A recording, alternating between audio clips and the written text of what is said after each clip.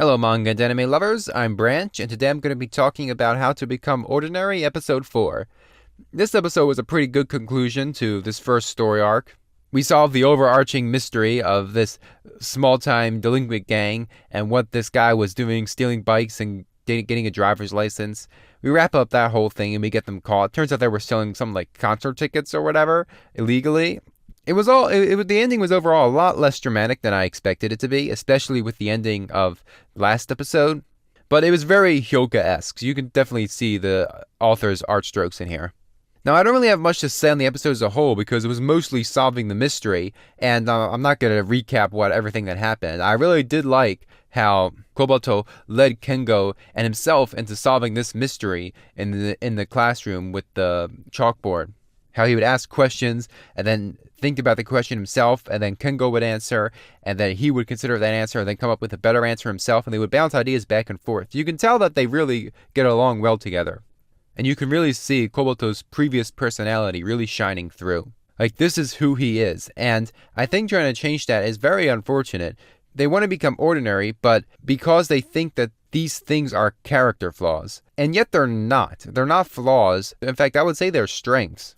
They're core parts of their personality, which is why they can't get rid of them. As we can see later in the episode, Osanai is not as crazy as she was made out to be last episode. She's not a delinquent or anything. She just can't let things go and gets people in trouble who hurt her. So at the end of the day, these flaws are not flaws at all. I would not consider them flaws, and I don't think they should get rid of them. I think they should learn to work with them and not get carried away so often.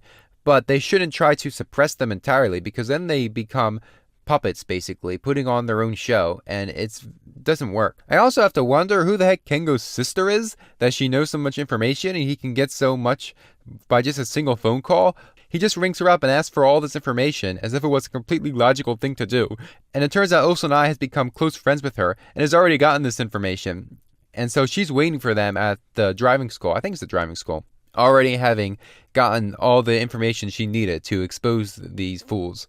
And I just really liked how it ended up, especially at the end of the episode when they have another little mystery going on where there's like a terrible breakup behind them, and Osanai gets tea or something spilled on her, and she goes to get revenge, and Kobato just texts her being like, hold on, I know what's going on. We got this. Just come back here. And you can tell it's going to be another mystery. I think it's going to skip past it because it's kind of obvious what's going on. But it's a very nice bookend to this first story arc. I also like the symbolism of the wolf and the fox for Osanai and Kobato, especially in the opening. Now I finally understand what that means. And I think it's a very apt description of the two of them. Because Kobato he is a fox. He acts exactly like it. He's very sly and he's very clever and he's kind of sneaking and conniving. Not in a bad way. And he's very smart as well. He's able to figure things out. And Osanai is also very smart, but she's more driven, I guess I would say, to results, and she'll only act if someone acts first. The one thing that did confuse me this episode was at the very end when Kengo and Osanai met each other again, and they're confused for some reason. He's confused over something, and I'm not sure why. Is it because she's not acting shy? Is it that much of a difference from the first episode? I don't think so. I mean, I could be wrong. He met her at his house, and she was shy then, but like she's not that different now. Just because she's not cowering behind Kobato doesn't warrant that reaction. I feel like that confused me a little bit, but maybe it's just me. Maybe I read the situation wrong, or I completely missed something.